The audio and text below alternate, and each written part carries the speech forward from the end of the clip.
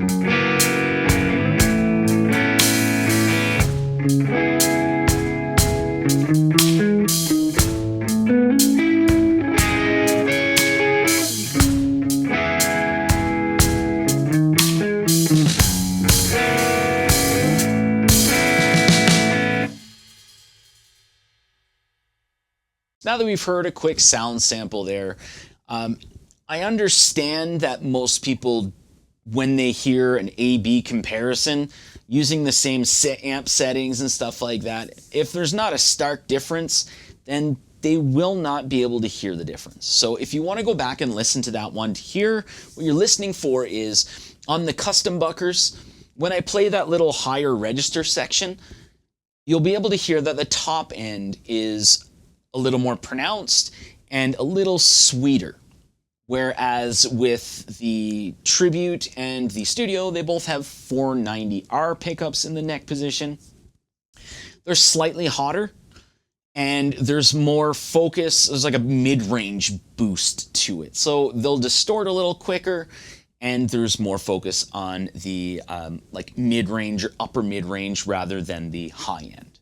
And I also know from doing YouTube for quite a few many years that when it comes to comparison videos, if you're comparing an expensive guitar to a more budget-friendly guitar, 90% of people out there will want to know that the budget-friendly guitar indeed still sounds like a guitar. And if it still sounds like a guitar, hands down, it is the winner, it is better. Understand how that works. Let's try not and do that. So we are going to hear some more sound samples, but before we do that, and there's chapter markers, so if you don't want to hear the next part, just use them at the bottom. I do want to talk about the spec differences quickly, and then we'll hear the sound samples, and then I'm going to give you kind of my opinion on, I guess you would say, the differences in feels, because I've always looked at things as the importance of a guitar to me is 10% sound, because you can spend money and change how a guitar sounds very easily. You can change the pickups, you can change the bridge, you can change the tuners, a whole bunch of things you can do. But feel is 90%. It's way more important how a guitar feels to you and how a guitar makes you feel. Not emotionally, like, no, I spent a lot of money on this, I'm going to hug it, but how well that guitar bonds with you. So let's talk about the specs. The Gibson USA range, the Tribute, is a satin nitrocellulose finish, whereas the Studio is a gloss nitrocellulose finish. Both have mahogany bodies. Now, the mahogany that's used on these guitars are generally between 2 to 4 pieces that are glued together using tight bond glue. The bodies here on those two models are weight relieved. So what that means is, on the other side of the mahogany, there's a whole bunch of different routings and wood taken out to reduce the weight of the guitar while retaining sustain. Now, sustain is not the same thing as resonance and presence. Resonance being the low end, presence being the mid-range and the high end. That changes. Both guitars also have carved maple tops. These are secured on top with tight bond glue, and they are not bound bodies. So you don't have to spend all the extra money for the labor-intensive binding process that they do. The maple tops are generally between 2 to 3 pieces. Also important to note, for the most part, you're going to see plain maple tops. However, the Studio range has had single A and double A flames to them. Some of them have nice looks to them, but oftentimes they are faded. Back over to the Gibson Custom Shop, the historic VOS, we have a single piece of solid mahogany for the body. This is also considered non-weight relieved. The only routings in the body are for the toggle switch cavity, the pickup cavity, and then the electronics cavity. The finish is also what's called a VOS finish. So it's slightly lighter finished gloss nitrocellulose. It's called a VOS patina. It's not aged or anything like that, but it will age very nicely. We also have carved maple tops. These are generally 2 pieces. Now, whether they are center seam or off center seam, because some years they were off center seam, I'm not sure if they continued to do that here. Generally, they are center seamed. They are connected with hot hide glue, so like animal hide glue. This is very, very important. Very, very, very important, and I will touch on it later. The bodies are also bound, or the maple tops are bound. This process here is very labor intensive, takes a long time to train someone to do, and does not affect the sound or playability of the guitar whatsoever. It's a looker, basically. So if it does not matter to you, then it does not matter to you. The maple is also hand selected to be period correct. So this should be a plain top, although looking in the back of it, there's some flame to it. But it's covered, obviously, with the gold paint. A 58 is generally a plain top. However, there are some that are flamed, whether they're minor flamed or large flamed, that really depends, because some of the wood just really varied. But for the most part, 58s are considered plain tops. 59s and 60s are flame tops, generally. Some 59s still retain the plain, but for the most part, they are flamed. They are not book matched, so they're not like, cut in half and then flipped over or anything like that. They are not book matched whatsoever because that is period correct. Back over to the Gibson USA range here, the Tribute has a maple neck. Now, this is connected to the body, again, with tight bond glue, and it has a short neck tenon, so the neck tenon only goes to about here. Maple does give off a snappier feel to it, sometimes a snappier tone. So that is something, especially if you're playing, I find, with a pick on the A string, or if you're playing leads, you'll feel the maple a little more. We have unbound rosewood fretboards with the trapezoid inlays. The Studio is the exact same thing, however, it has a mahogany neck. Over on the historic VOS side, the necks here are mahogany necks. They are connected with what's called a long tenon, so that means there's a longer piece of wood that goes into the body, because back then they thought they needed longer pieces of wood to keep sturdiness. We have a bound rosewood fretboard with the fret nibs on it. Now the fret nibs here, the binding is a little thinner than the higher end USA Gibson models, and the nibs are a little thinner. So the benefit to this would be if you're living in a hot, cold area or a wet to dry area, so, you know, where the climate changes and you're not careful with your humidity control, the wood can expand and retract. So if the fretboard is not bound, that means your fret ends can start to protrude from the side of the fretboard and they can start to get a little cumbersome when you're playing. In 30 years of playing, have only heard once from someone that the fret nibs have been affected by the humidity change. It was last week, and it was someone on the internet. But it's possible that the fret nib would come disconnected from the fret, I guess, and then you would hear a little plink when you're playing, your string might get caught. Back to the USA range, on the Tributes and the Studios, on the front of the headstock, you'll see the silk-screened Gibson logo and the silk-screened Les Paul model logo, which is lower on the headstock here. You're also going to get your truss rod cover will have your model name on it. Also on the back of the headstock is where you're going to find the tuners.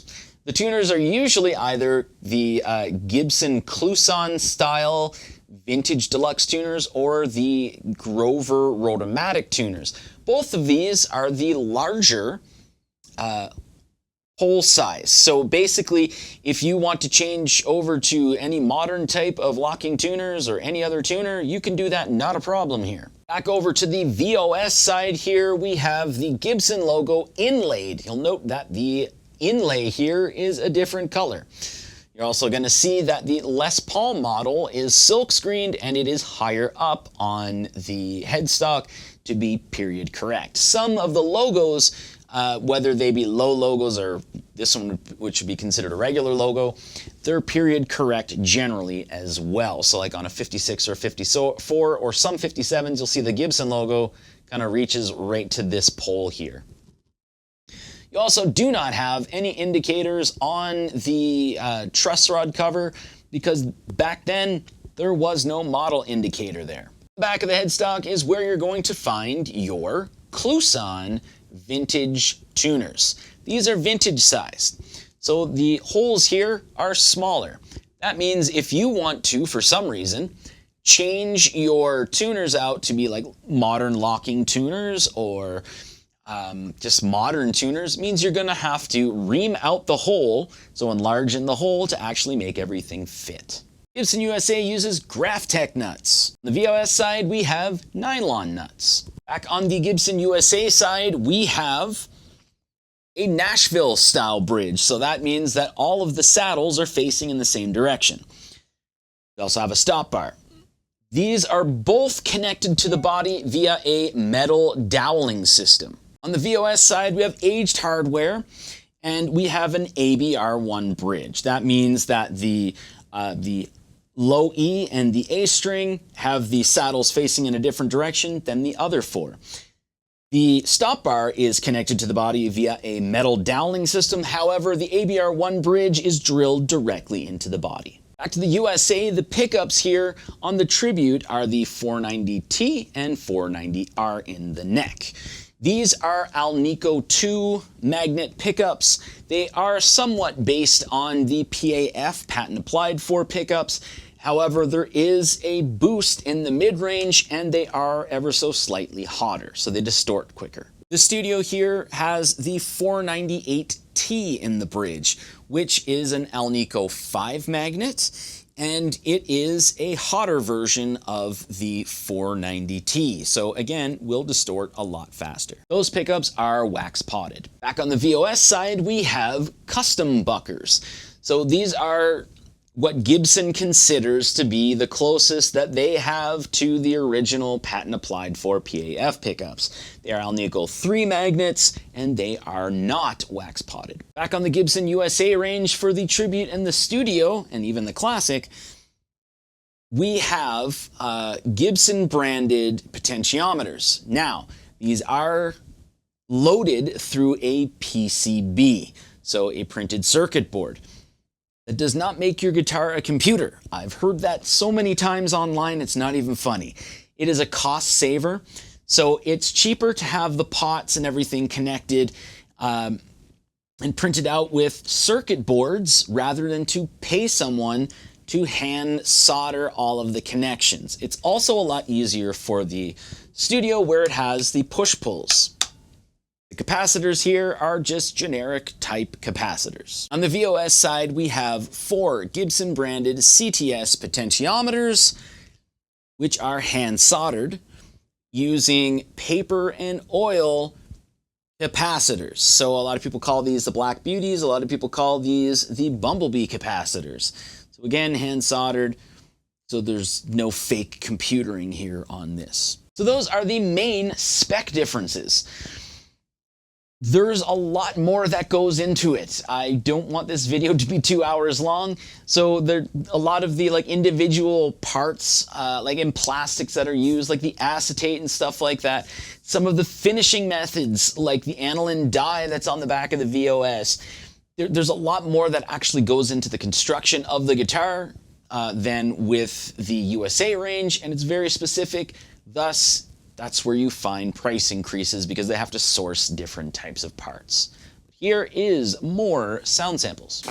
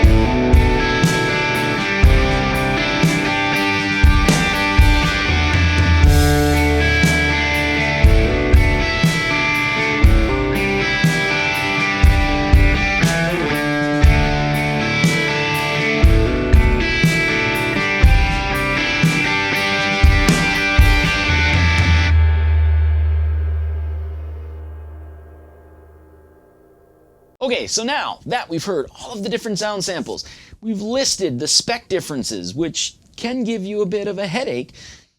I do want to talk about my experiences with it and try to convey the feel, I guess you would say, between the two, because that to me is the most important thing. So, I do want to reiterate here that the tributes and the studios and the standards and the classics and the traditionals and the juniors and the specials, all of those are fantastic guitars.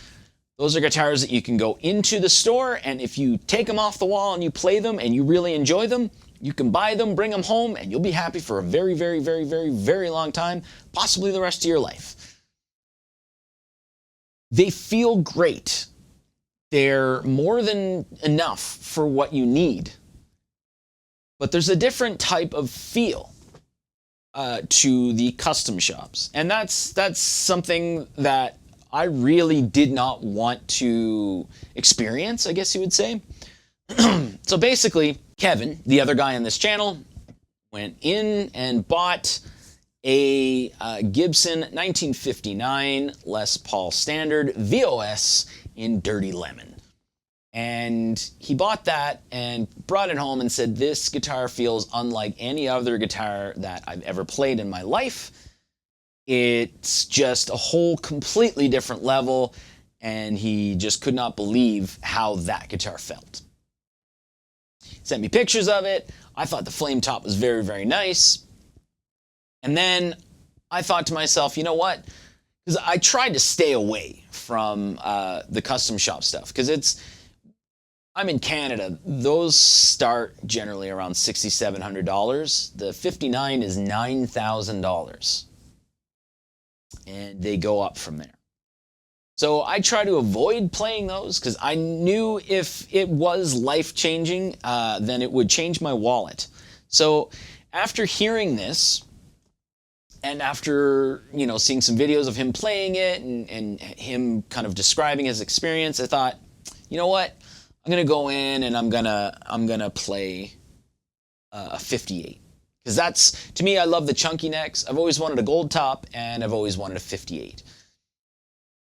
And a 56. But I went in, and I've played the 57 that they had before, and my opinion on that guitar was it's the greatest Les Paul that I had ever played, and I wanted to put it back as soon as possible. So I didn't play it long. But I grabbed the 58. I don't like playing guitar in music stores. I find that if you start playing guitar and you start playing and other people come around, especially if someone's there with a girlfriend, then they're going to try and do the whole guitar battle thing. And that just does not interest me when all I want to do is experience an instrument. So I don't usually sit there and play them for a while. But I played this thing for like 25 minutes. Could not put it down until I put it down. And then the next day I came and I bought this. So the hot hide glue. I thought when I was younger, you would, when you go to the music stores and stuff like that, you hear older guys talk. My music store had a little cafe in it, like a sandwich section. And older guys would always sit there and talk about the old days and all the wives' tales and stuff like that. And I would always hear, oh man, I have X year or whatever. And then I thought it was hot Hyatt glue for so many years. I said, oh, it's very, very different. It completely changes the way that the guitar feels. So I thought, that guy's nuts. And then I started hearing, probably about 10 years ago, because they started doing the fretboards with the hot hide glue. So I hear, there's differences in that. And then with 2019 and on, everything was basically hide glue except for these two little wings up here, which I believe are white glue. And people would say, it just feels like it's more connected. It's more of one solid piece. So I always thought that was snake oil and people were nuts until I played this. Now I knew the moment that I played this that I would end up buying it. And it scared the crap out of me because I knew the 57 was right next to it. So 5 days later, I went and got the 57. I am not a dentist. Not a dentist. I got this 5 days later. I still don't understand, but I own this guitar. And this was the same thing. However, it has a darker tone to it. My belief is it's a solid color, so the paint doesn't allow the wood to breathe as much as the 58. So it still feels like one giant freaking piece of wood, but it's a little bit of a darker tone to it. And each time I went into the music store, there was one guitar that I kept looking at, and I kept thinking to myself, that is the nicest Les Paul I've ever seen in my life. I will never ever buy that guitar. There is no way. Because it's $9,000 Canadian. $9,000 Canadian. I'll say that again, $9,000 Canadian. It is not a brag. That is an I'm stupid. I am stupid. But 5 days after I got my 57, I took in a couple guitars, or a few guitars, I guess you would say. And I left the store with this. And it is the exact same thing. Hot hide glue throughout, ABR1 drilled into the body. It feels like one solid freaking piece of wood, and it rings. It absolutely rings. It is the exact same color as the 59 that Kevin bought. However, I still feel like a jerk because I would send him pictures of this after seeing his beautiful flame on his guitar and go like, man, you should have come up to Edmonton and you should have bought this one. That is the nicest flame I've ever seen on it. So I was basically telling him, which he doesn't feel this way, but I still feel like I was for some reason, even if it wasn't intentional. Like I was saying, you bought a guitar, this one's better, it's the exact same one. But I now own the 59. They feel so different. But at the same time, I still go into the music stores and I see studios, especially that Smokehouse Burst. That looks awesome to me. I know I can pull that off the wall and I would bond with it. Same thing with any of the classics, the standards, any of those guitars. There are some Epiphone guitars that I've rented and they feel great. So this is where my preference is because it feels different to me. I feel more when I'm playing it, but that doesn't discount my opinion on these guitars. They don't feel like one solid piece, but had I not played the 58 or the 57 or the 59, I would not feel that way. It's an experience that I've had now that's kind of changed things for me. But these are still fantastic guitars, and they're more than enough for what you need.